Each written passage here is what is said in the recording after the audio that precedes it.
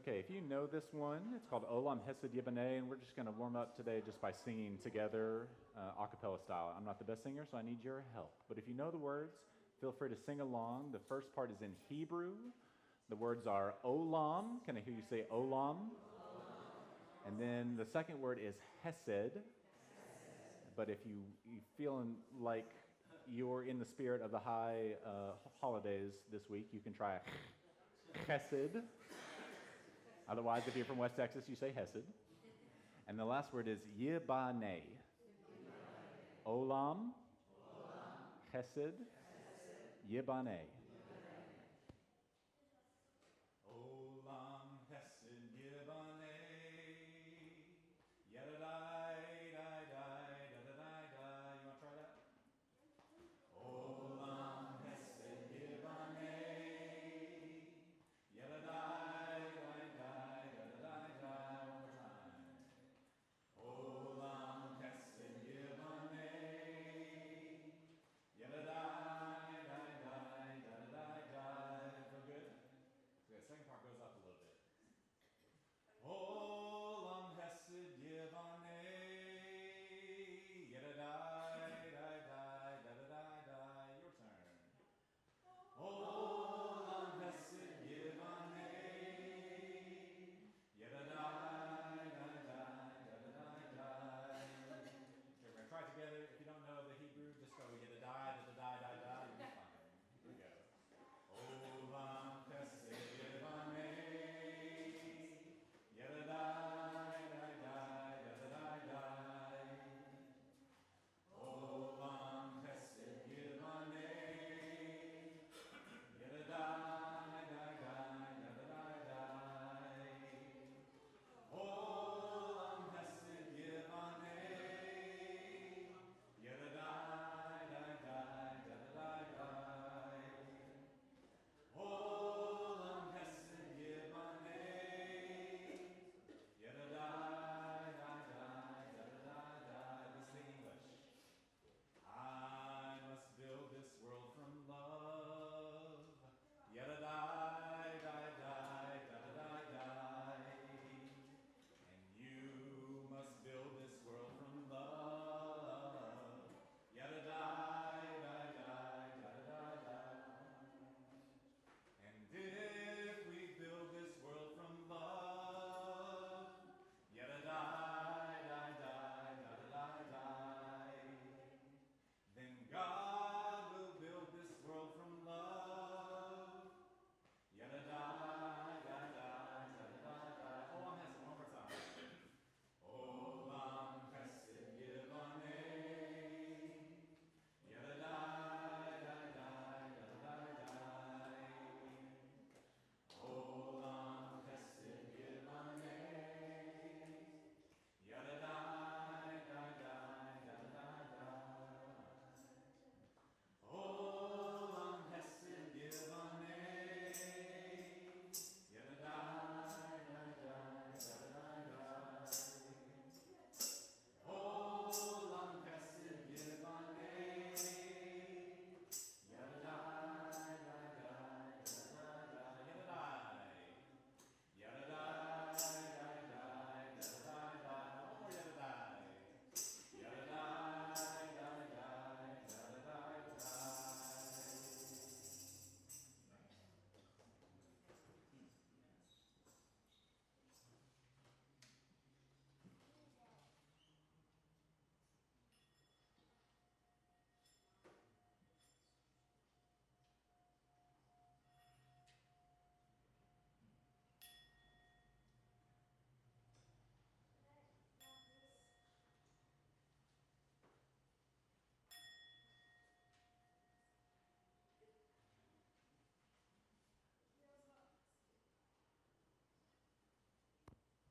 Thank you, friends. Good morning.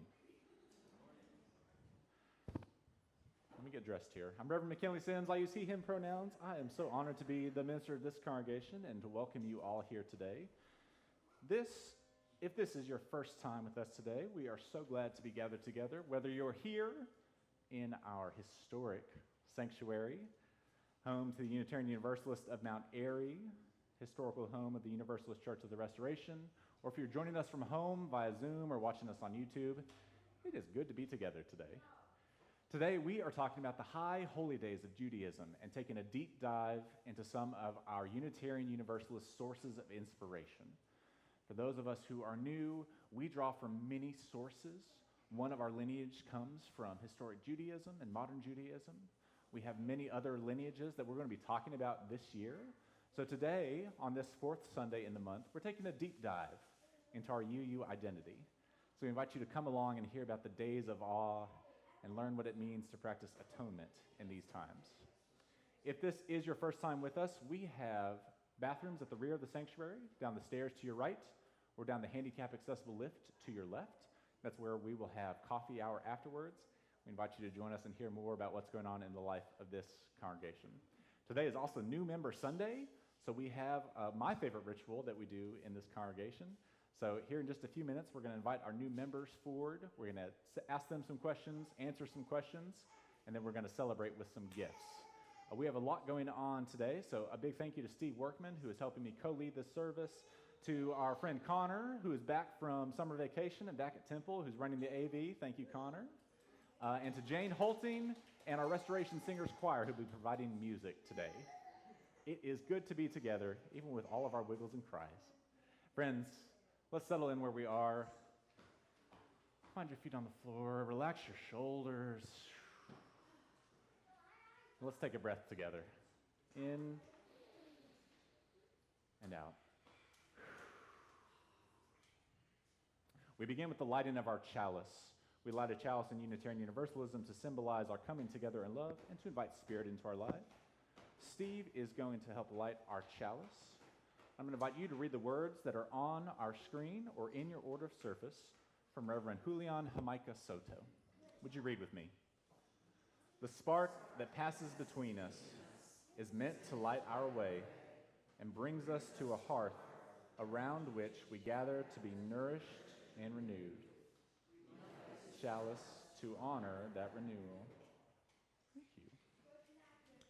In honor of Rosh Hashanah and Yom Kippur, our opening hymn is number 1037. The words are in the teal hymnal, but this is kind of a responsive hymn. So Jane is going to help us play along. I'm going to read the words of the one voice, and you have a pretty simple refrain. Jane, can you help us learn the refrain?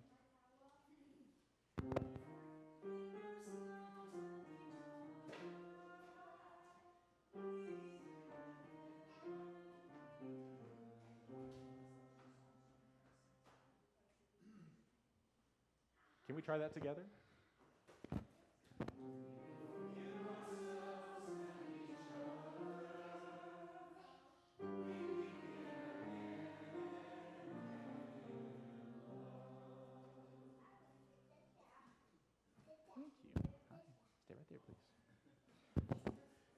All right. So I'm going to read the one words, and when I give you the signal, if you would come in with that refrain. Does that make sense? For remaining silent when a single voice would have made a difference, for each time that our fears have made us rigid and inaccessible, for each time that we have struck out in anger without just cause.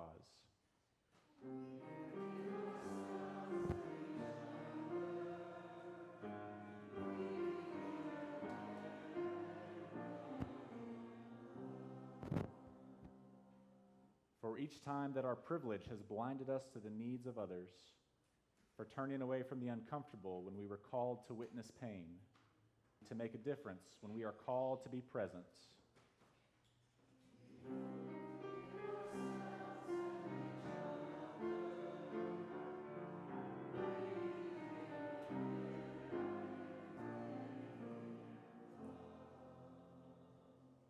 For the selfishness which sets us apart and alone, for falling short of the admonitions of the Spirit, and for losing sight of our unity.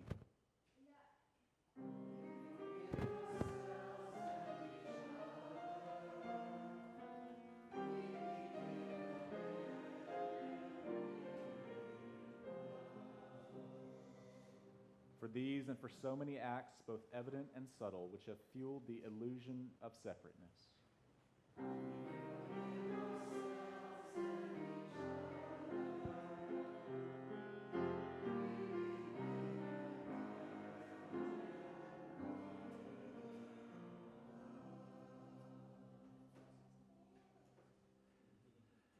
Friends, part of our being a community is learning to share the authentic and vulnerable parts of ourselves. It's all right, this.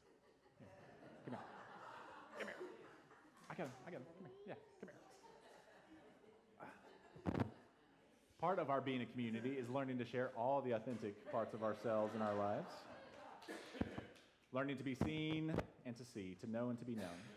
So we make space for that today through a ritual that we call joys and sorrows. Are you going to help with joys and sorrows? Okay. If this is your first time here, the ritual is very simple. If you are willing, we invite you to come up by the side aisle, grab a stone from the basket at the rear of the sanctuary or here at the front. Take a second to check in with yourself and ask, what am I feeling today?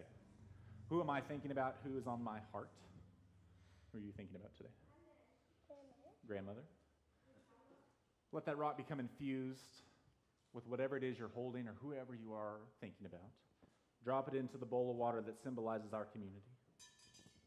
And when you've done that, if you're feeling especially moved, we invite you to speak into a microphone to share with us your name and what you're feeling today, being mindful that it is not just us here in the sanctuary. We are live streaming and recording this service.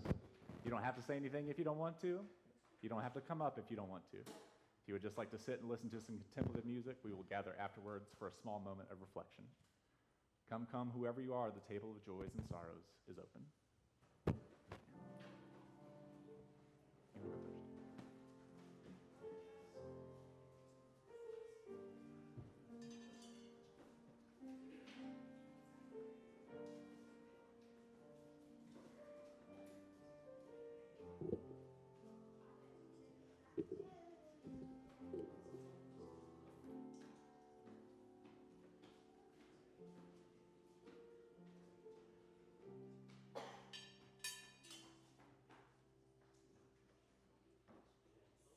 Good morning, I'm Deb.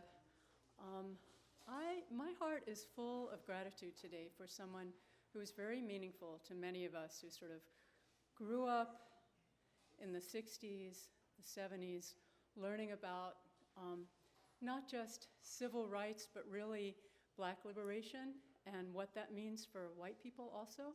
And that was Assata Shakur, who died a few days ago, in Cuba. So I just want to give deep thanks for her.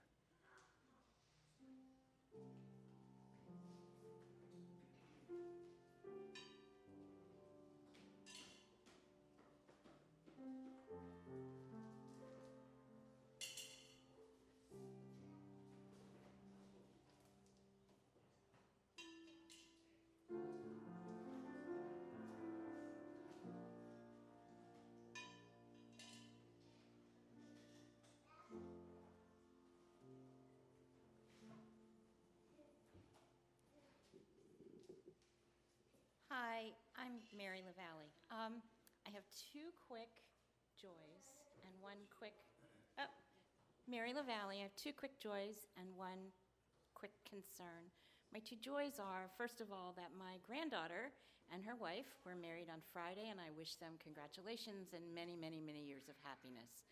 My second joy is having been able to be present for the new Reverend Shay Dively's ordination and lunch and just all that happiness, and she's going to make the most awesome reverend ever. My concern is that on Wednesday, the 30th, it has been designated as a day to remember the children in Canada, and more here, that were taken from their homes and deposited in residential boarding schools without, and having had their culture and their belongings taken away, and from which many never returned. Please keep them in your hearts.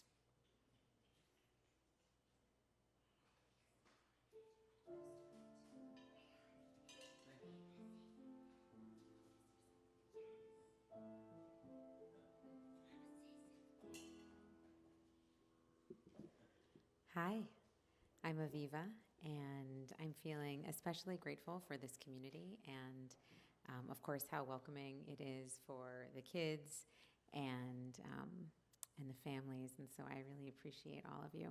Thank you.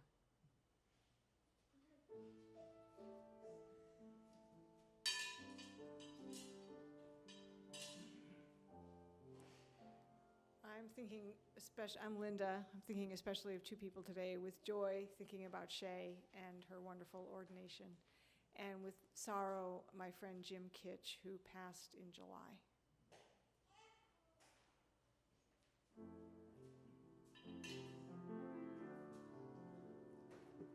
Hi, my name's Paul, and I'm feeling gratitude today for yesterday afternoon. I spent the afternoon with members of the CABI, the organization which is working to end life without parole in Pennsylvania, and it was the final leg of a week-long caravan. And I want to mention the stop in the Scranton-Wilkes-Barre area was at the UU Church of Wyoming County, so I was glad to see their involvement. But mostly it's just, I'm constantly inspired by these people, some of which we have to remember have done really horrible things in their past, and we try to keep in mind those victims. But at the same time, you know, to see the change that these people have gone through over the many years, and especially in the environment of prison. I'm just constantly inspired and grateful to be associated with those people and their loved ones. And it was just kind of a fun family picnic yesterday at Belmont Plateau, and I'm really happy to have been there.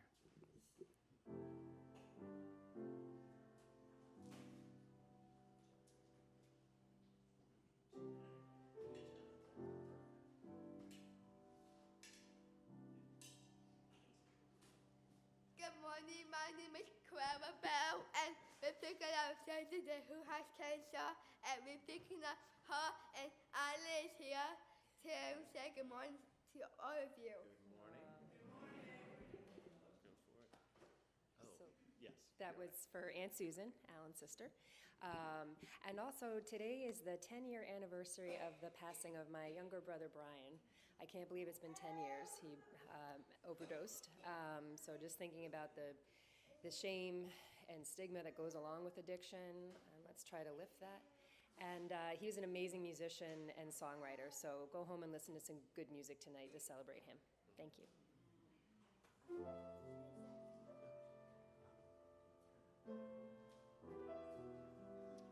My name is Barbara, and I hold this large, smooth, black rock that to me symbolizes solidity and the feeling that as we are going through change in whatever way, we have each other to help us.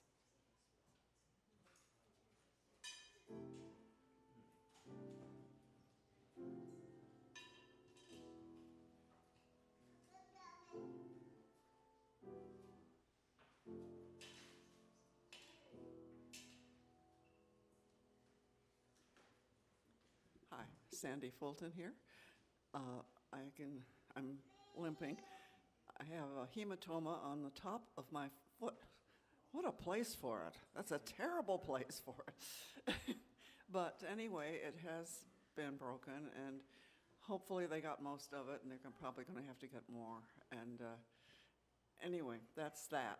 But it had put me in touch with my granddaughter and my daughter-in-law again because of what the computers are crashing all over the place because of what Microsoft is doing. But anyway, I hope that I can get a lot of information from them. And it's good. It was so good to be at that picnic yesterday. It was really a wonderful thing. Just food was fabulous, and the whole planning was great. And I just want to thank everybody who was involved in doing that. If you were involved in Shay's planning, can you just raise your hand very quick so we can applaud you? Thank you.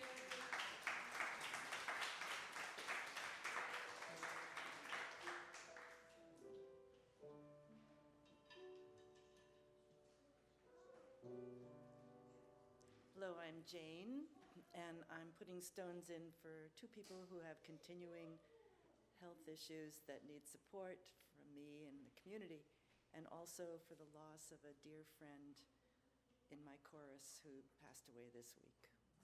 Wonderful woman. So, thank you.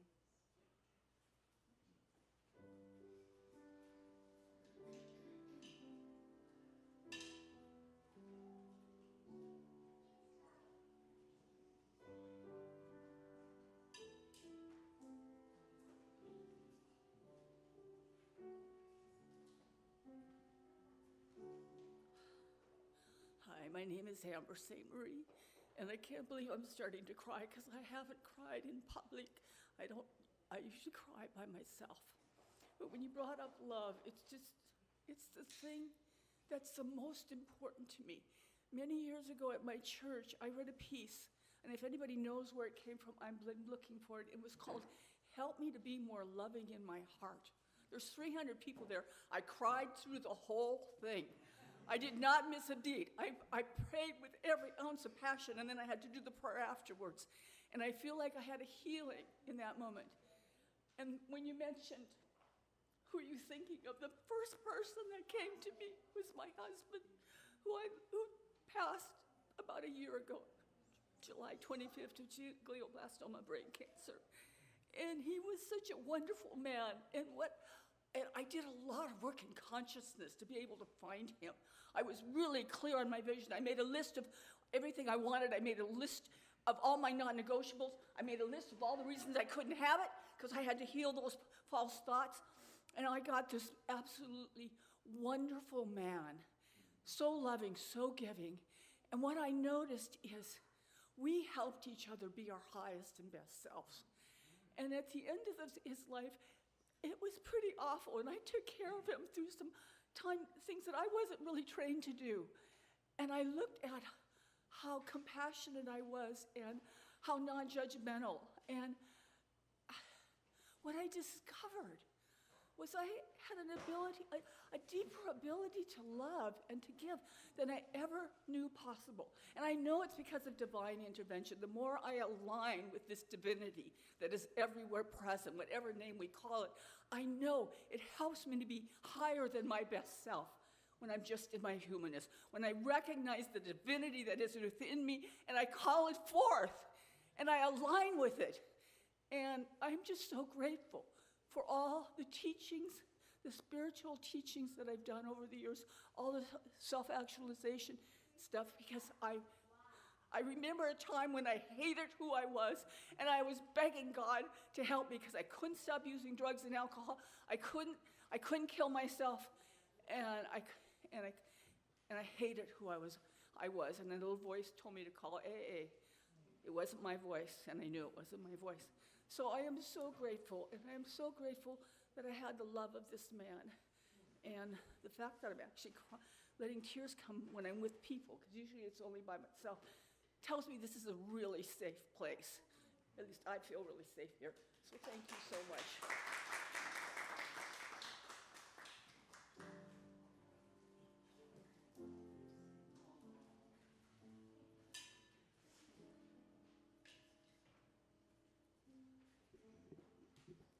Good morning, and Wayne Boyd. I know you haven't seen me for a while. And the joy is that I'm back. The sorrow is that I'm leaving for Costa Rica next week for good. Yes. So I'm going to miss everyone, but I will be here spiritually and emotionally. So I'm not gone. Yeah, and Zoom, yeah, so. This is my last Sunday here. I'll be leaving next Sunday morning at 5 a.m. for Costa Rica. So.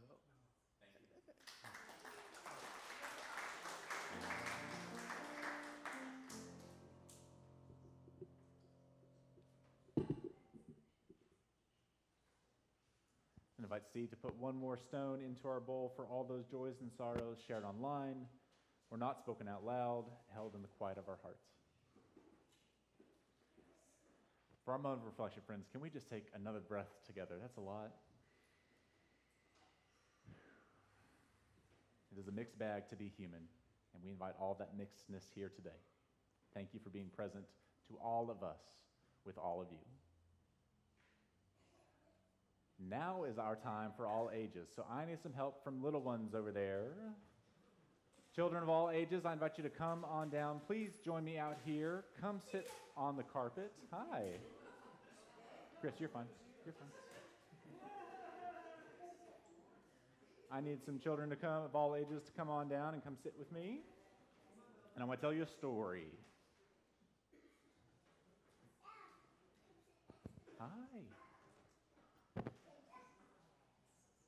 All right. A long, long, long time ago, there was a very, very wealthy merchant, someone who traveled about all the land selling things, someone who met all different kinds of people and saw all different kinds of places.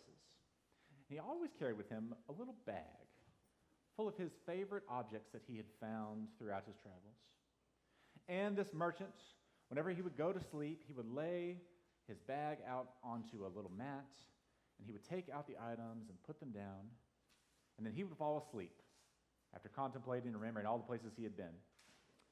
But what he didn't know is that when he was asleep, the objects in his bag would start to talk to each other. And not just talk to each other, but they would start to argue. Has anyone here ever argued with anybody? Yeah. First, there was a golden key. And the golden key would say to the other objects, I am the best object here because I can open any door in any kingdom. I know the ways and the paths. I know what's right. You want to look at that? And then you want to pass it around? Then the golden nugget would speak up.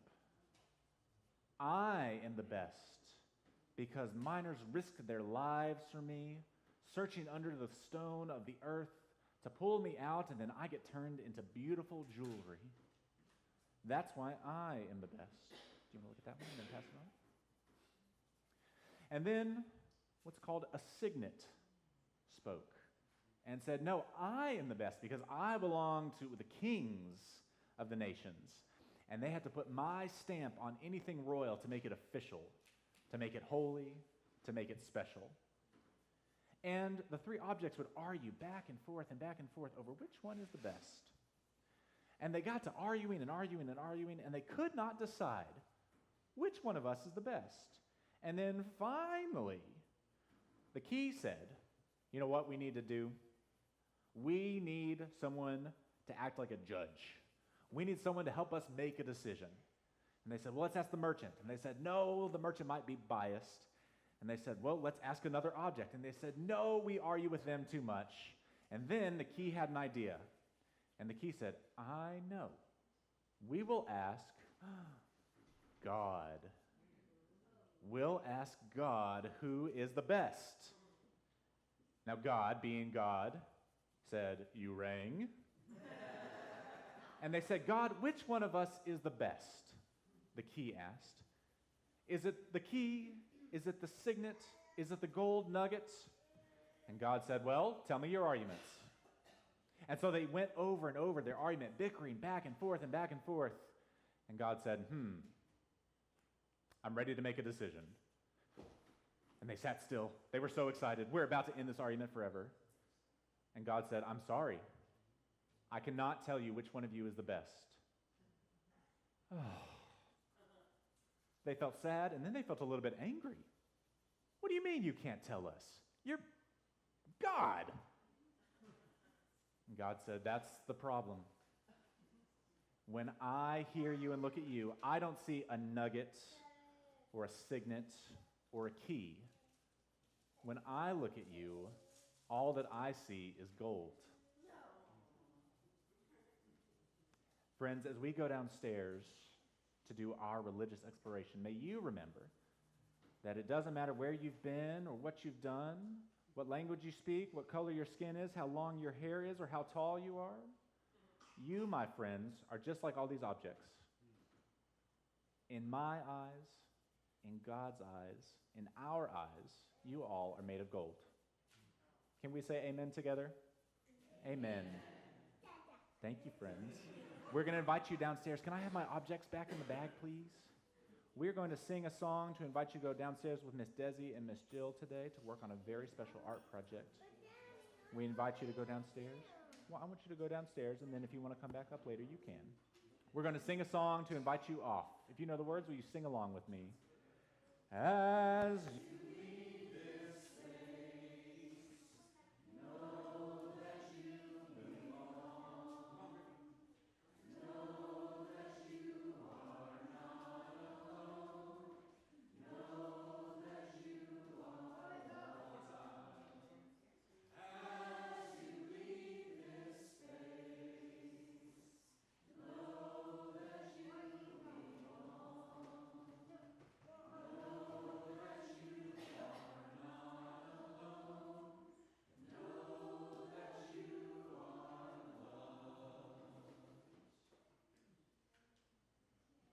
you, friends.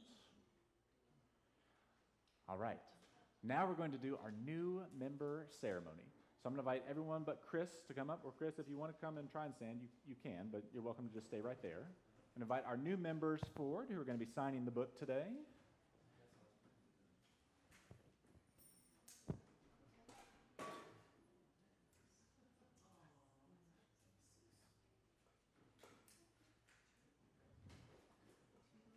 Yeah, come on around. Chris, I was going to let you sign the book first if you wanted to, in case you start to feel a little unsteady. So, as you're willing and able, we're going to do signature, and then right below that line, signature, and then print your name, please. Thank you, friends. All right. Amber, if you're going to join us, that is lovely.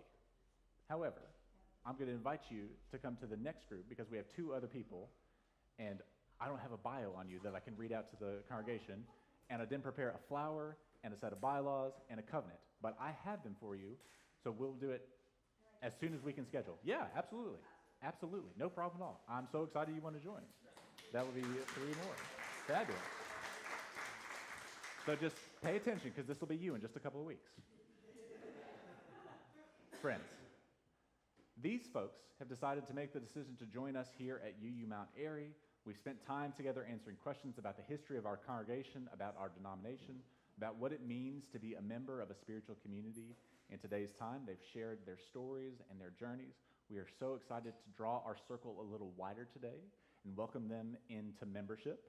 So I have some bios to read of these folks, and then I'm going to ask them a series of questions and ask us a series of questions. It feels a little bit like a wedding, I'm not going to lie to you. Then they're going to sign the book, and we're going to give them some gifts and welcome them here. We good? First off, we have Ellen Shelley Hill and Chris Hill. Ellen grew up in a progressive Catholic church in Minneapolis, which she credits, along with her family, for laying a social justice foundation in her life.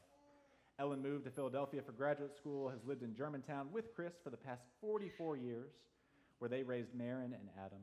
They're now grandparents to 4 grandchildren, ranging from 1 to 7, who are the lights of their lives. Ellen worked as a dance movement therapist for many years, and then served as an educator in dance movement therapy in a graduate program for counseling at Drexel University, in which she taught ethics as well. Chris grew up in Oklahoma, but has lived in Philadelphia, was co-founder of the Philadelphia City Paper.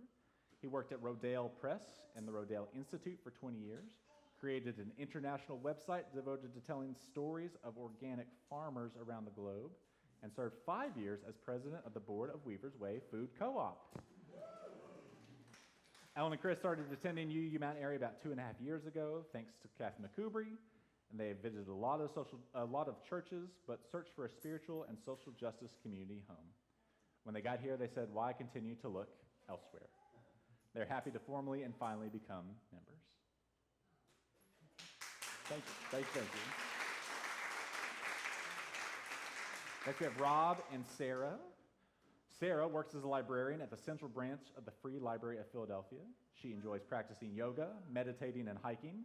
Originally a Midwesterner, she has made Philadelphia her home for the past 21 years, and she lives in Mount Airy with Rob and 2 cats.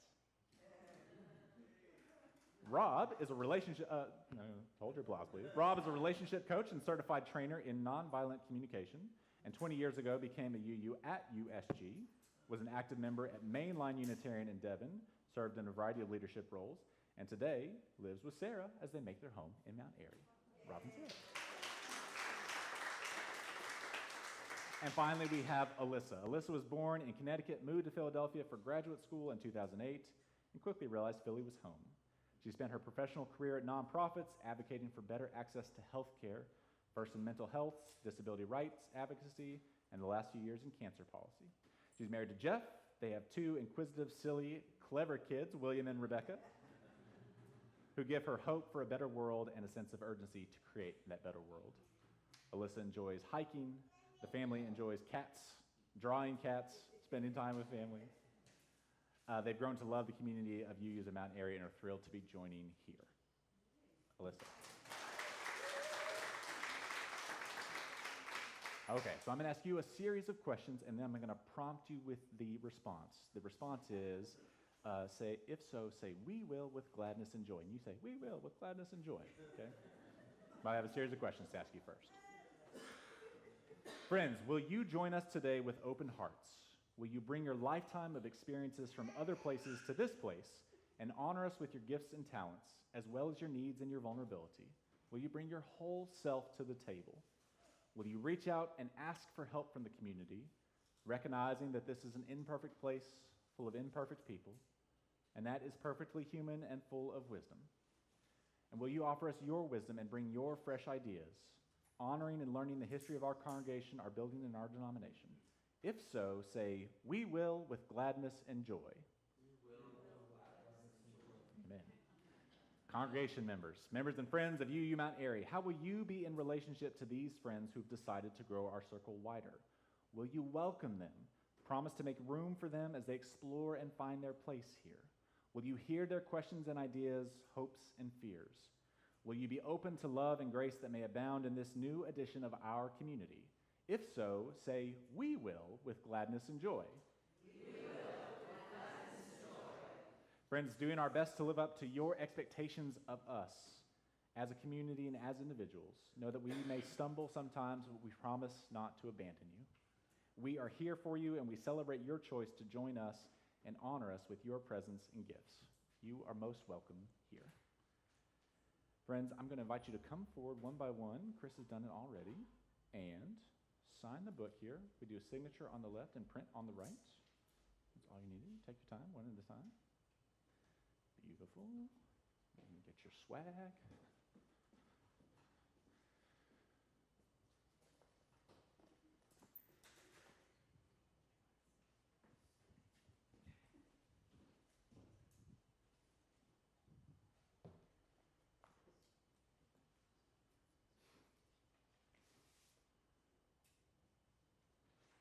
Thank you.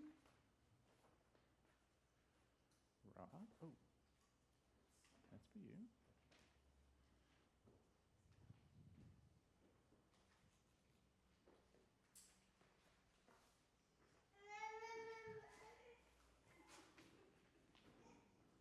Sarah, this is for you.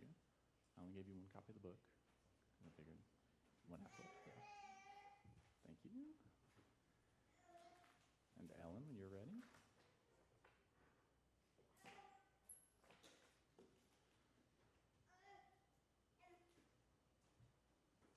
Alyssa, these are for you.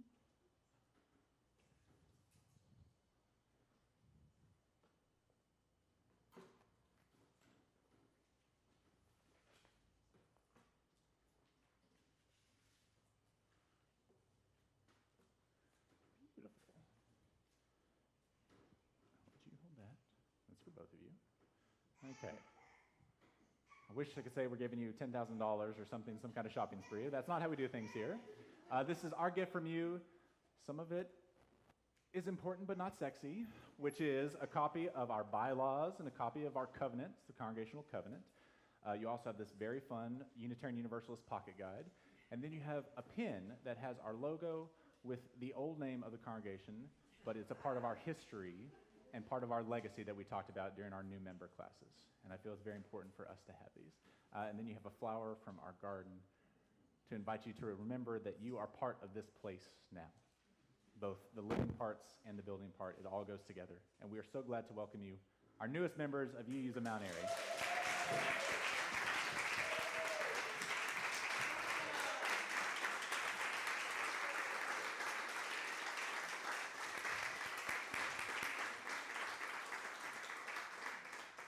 Thank you all. We invite you to introduce yourselves if you have not met these new folks during coffee hour today, as we look forward to celebrating and welcoming them further. Okay, I don't remember what comes next. I think it's the offertory. I think it's time for us to do that.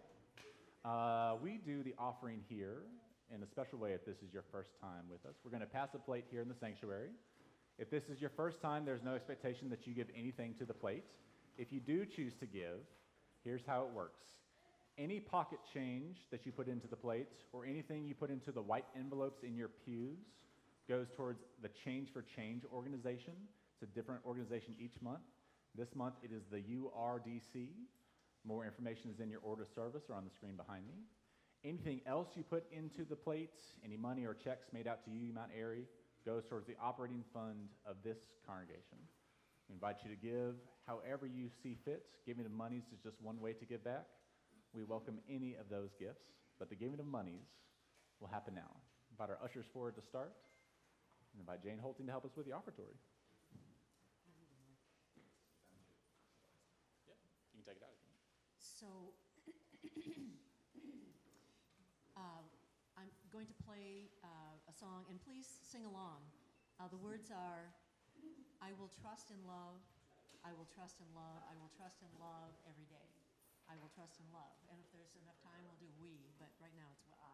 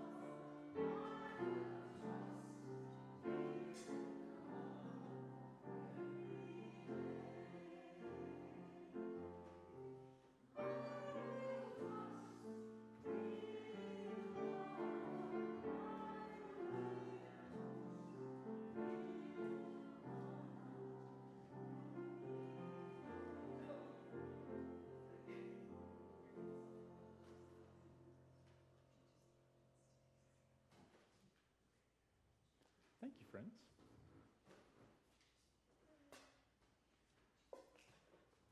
And invite Steve Workman forward to offer some words of reflection. Yeah, let's let you pick a microphone. I want to be closer to people here. To frame my reflection, I'll present a parable.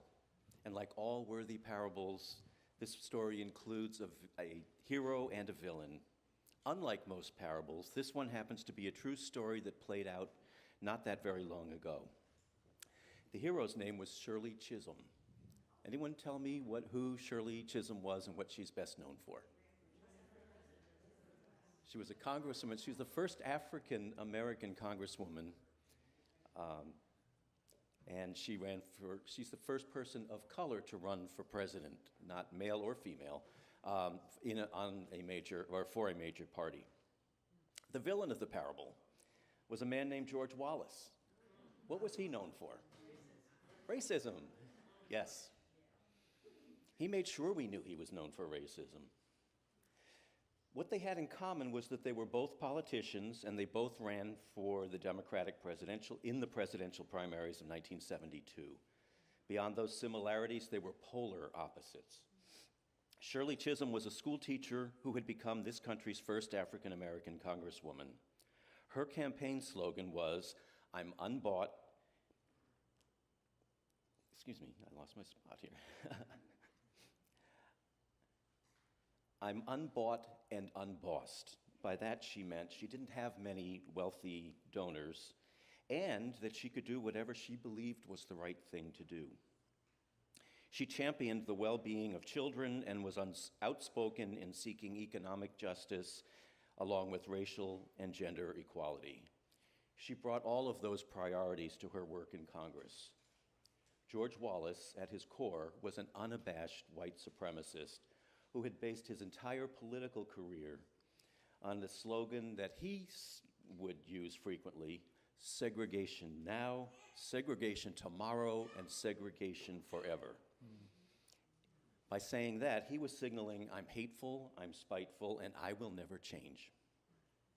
Martin Luther King labeled him the most dangerous man in America.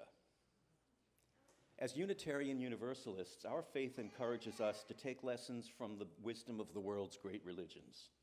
This time of year is when we consider the meaning and lessons of the Jewish High Holy Days, which began last Monday evening with Rosh Hashanah and continues through 10 days of reflection and repentance with the goal of making amends for misdeeds and mistakes. This process culminates later this week with Yom Kippur, the Day of Atonement. Atonement is not a Hebrew word. It's a Middle English word that means at-one-ment. And the idea is to take what is separated and bring it together. According to Rabbi Noah Silverman, atonement is an opportunity for forgiveness of our failings against one another. Rabbi Silverman says, we cannot achieve reconciliation until we seek forgiveness from those we have wronged.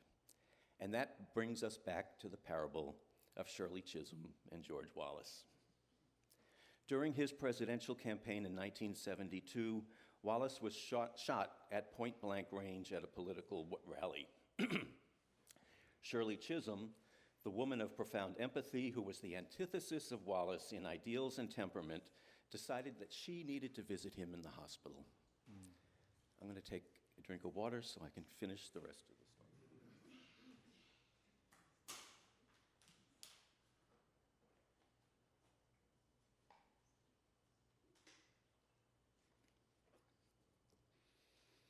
Her gesture of wanting to visit him in the hospital offended much of her congressional constituency, and it threatened to break the coalition that was backing her campaign that year.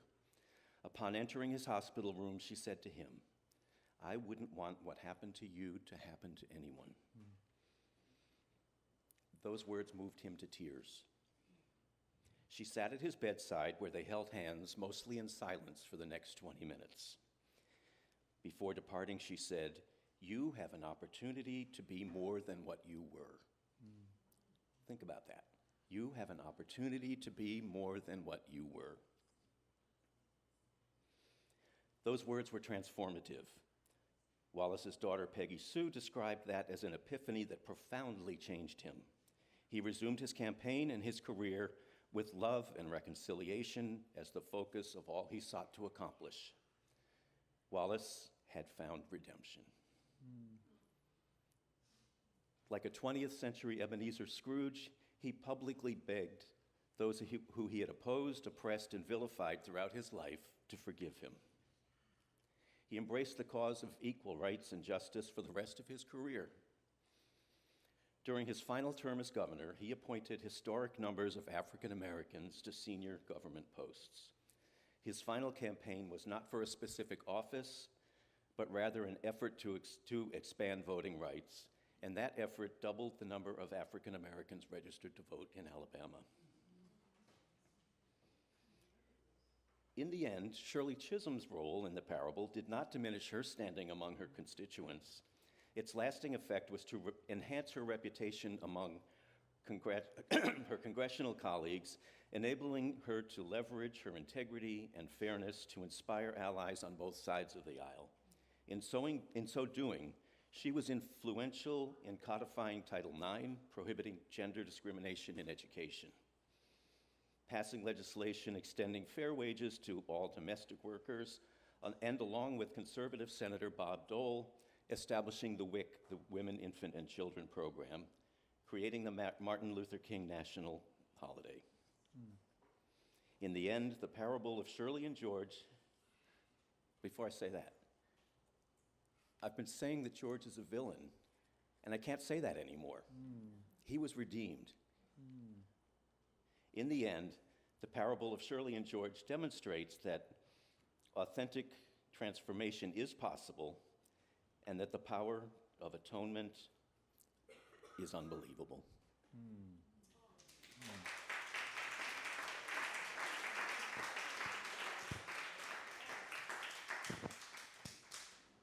Thank you, Steve.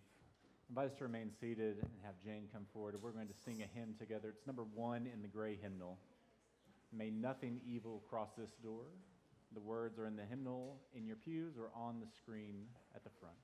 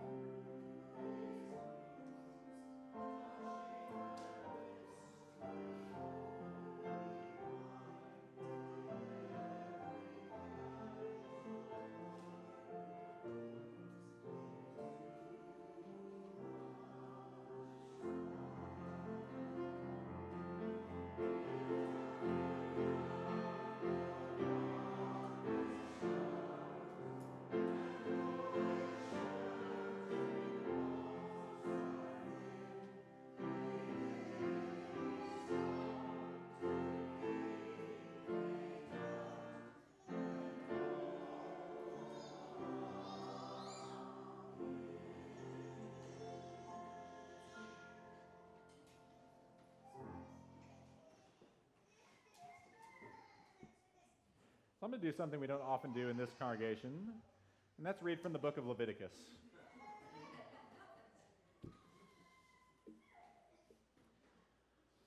Modern scholars date the composition of the first half of the book of Leviticus from the Hebrew Scriptures to the waning years of the kingdom of Judea. This is the southern kingdom of a split kingdom and what we now call Israel and Palestine. This is before what's called the Babylonian exile of around 600 BCE, about 2,600 years ago. The Babylonian exile was when people were taken from their homelands, transported to Babylon, and had to live under the occupation there. And they were trying to figure out how to keep their traditions and keep their community. The book of Leviticus is instructions to priests and people of faith on how to carry on and retain your community when the world feels like it's crashing down and external forces threaten your nation's very existence and soul. This speaks about the Day of Atonement. The Hebrew words are Yom Kippur. Hear these words. Aaron, the high priest, shall offer a bull as a sin offering for himself, and shall make atonement for himself and for his house. Then he takes 2 goats, goes to the entrance of the tent of the meeting, casts lots on the 2 goats, one for the Lord, one for Azazel. Aaron presents those goats, sends one away, sends one to be given to the Lord to make atonement over it. This shall be a statute to you forever. In the 7th month, on the 10th day, you shall fast, do no work, neither you, Israelite, nor the immigrants who reside among you. For this day of atonement shall be made for you, all of you, to cleanse you.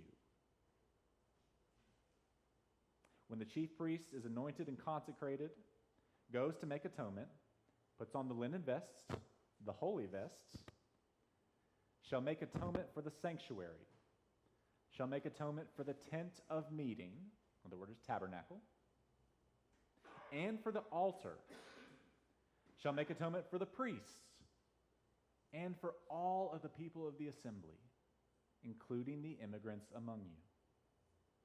This shall be an everlasting statute. And Moses did as the Lord commanded him. Here ends the reading. What do we do with that?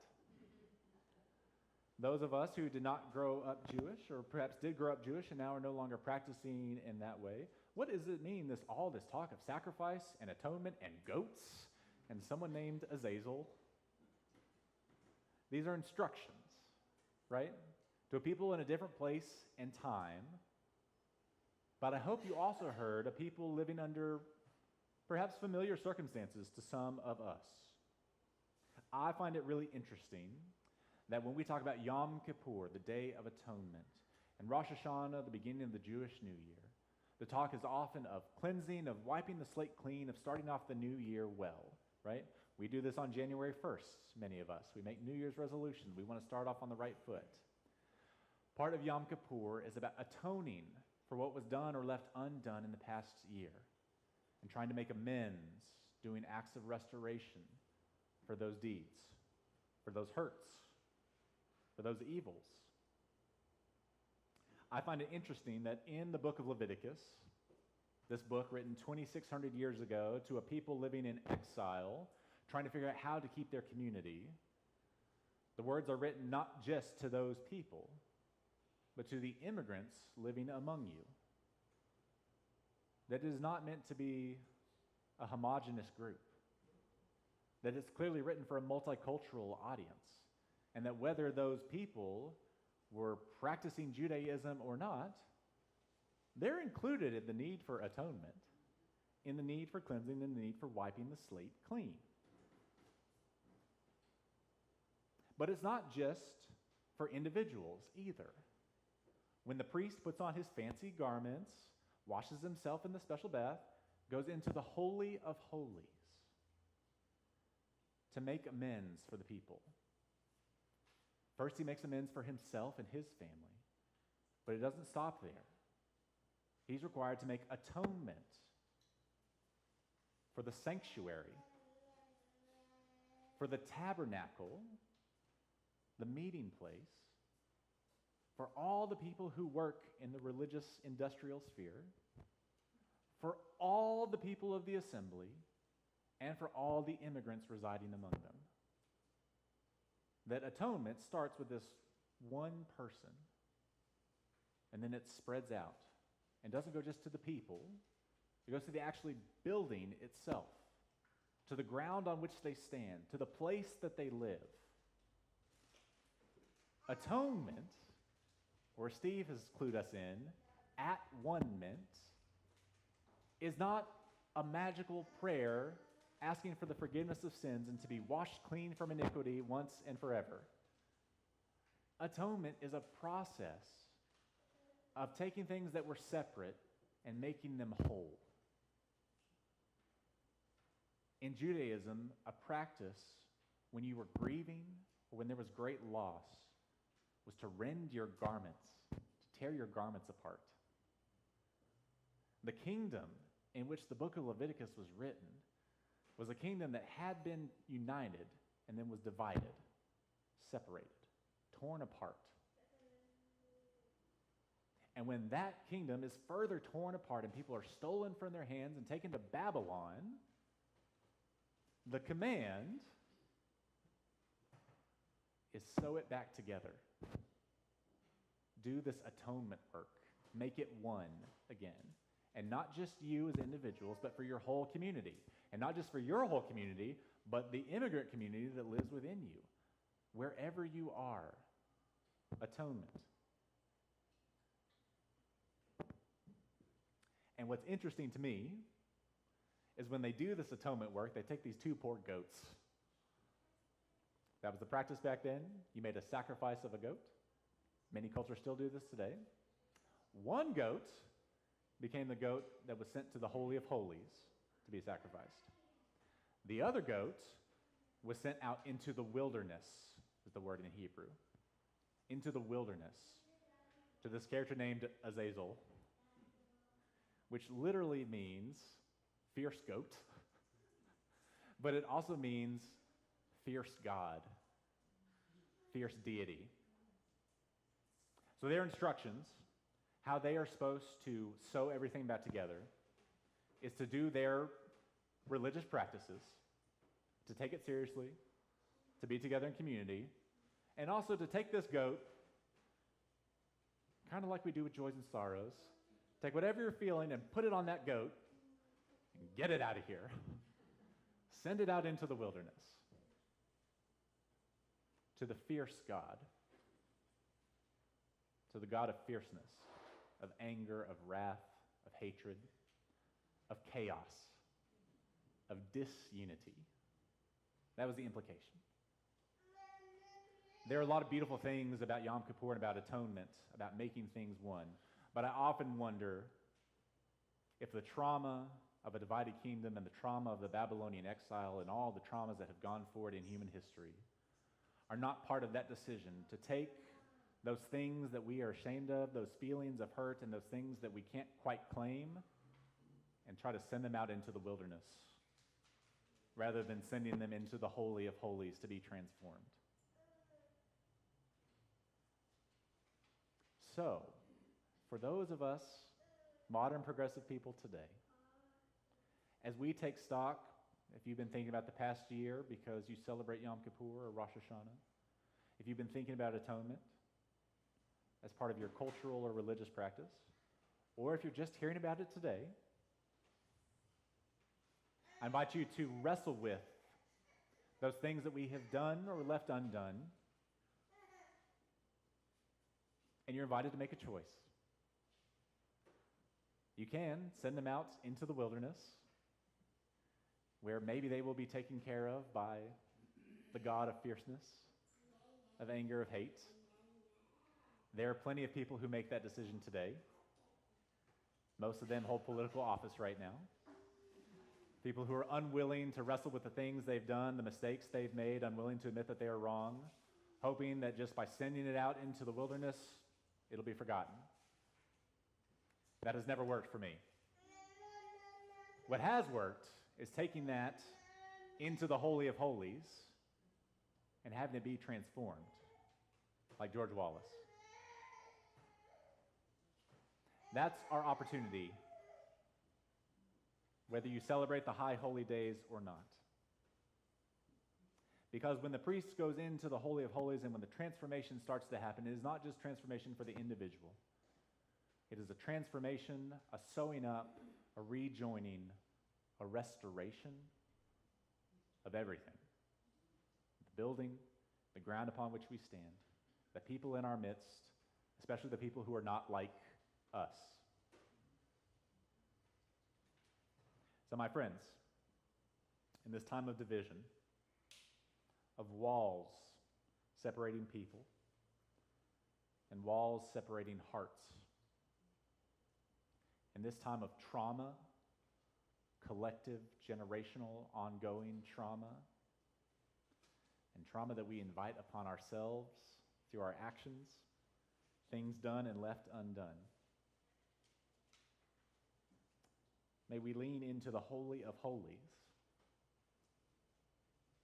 that place that is an invitation to be transformed.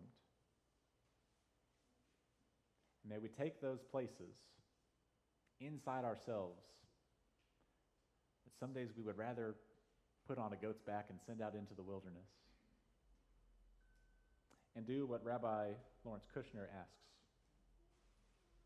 to go down into yourself with a flashlight, to look for the evils that we have intended or done, not to excise it as if it were some alien growth, but rather to find the holy spark of divinity within it. Because in all of us who are made of gold is that holy spark. And friends, it is that is fuel for transformation. Not the things we put onto goats. And certainly not the things that we make decisions from based on our fear or our trauma. May we find that holy spark in this new year, whether you're fasting or not. May we take some time to be quiet and to find this fuel for transformation, not just for us, but for all of us. May it be so. Amen. Thank you. Let's take a breath together.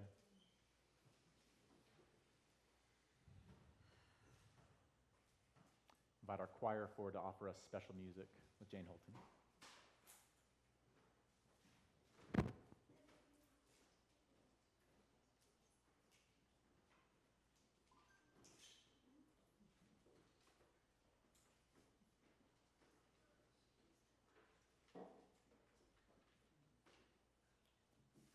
Behold, how good and pleasant it is for humanity to dwell in oneness. Or how good and joyous it is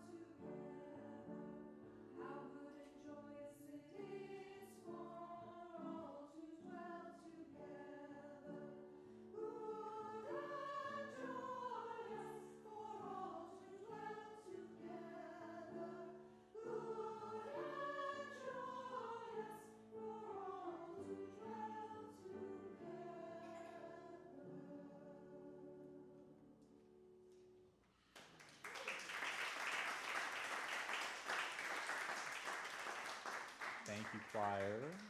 And thank you, Jane, and thank you to you all for being here. We are ready to extinguish our chalice here in the sanctuary. We invite you to join us for the rest of our morning and afternoon downstairs in coffee hour afterwards, where we will have announcements about what's going on in the life of this congregation. And I want to see the three folks who want to become members afterwards so we can plan our next new member Sunday. We are going to extinguish our chalice with words from my colleague, the Reverend Julian Jamaica Soto. I'm going to read them aloud and invite you to do so with me as Steve extinguishes our chalice. Would you read? We have gathered, renewing the promises and deepest commitments we make to ourselves, including the promise to let our unique lights spill and shine. May it be so. Would you rise in body or in spirit to sing the words of hymn number 16, "'Tis a Gift to Be Simple"? They're found in the gray hymnal or on the screen behind me. Number 16, "'Tis a Gift to Be Simple."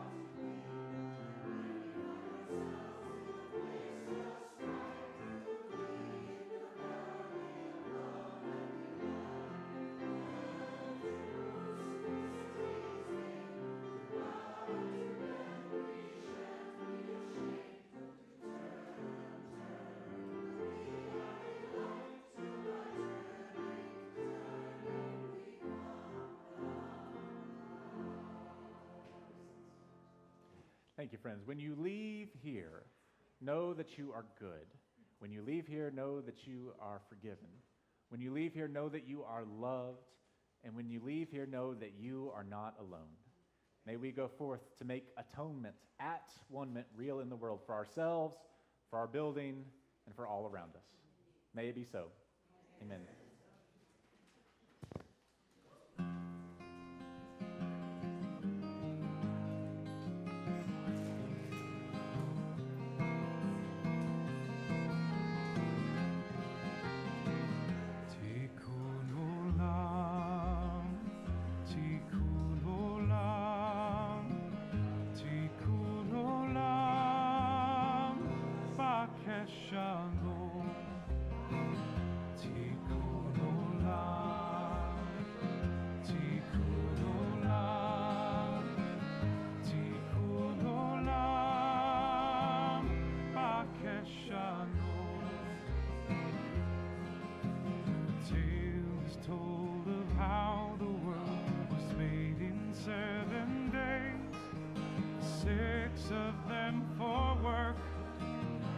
To rest and pray, and God placed the holy light into a vessel made of clay. But it was fractured by our sin, and the pieces fell away. Tikkun olam, tikkun olam, tikkun olam, b'keshanu.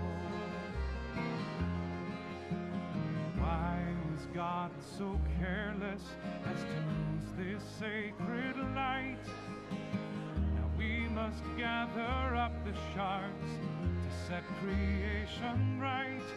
It's a task we may not finish, but we each must lend our hands as we love through imperfections and we heal our broken lands. Tikkun olam, tikkun olam,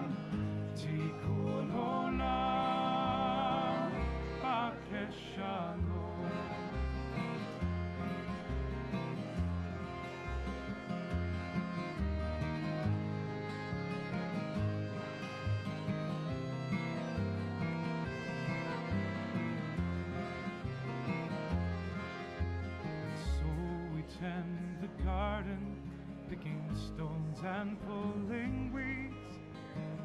Water with compassion the fragile sacred seeds.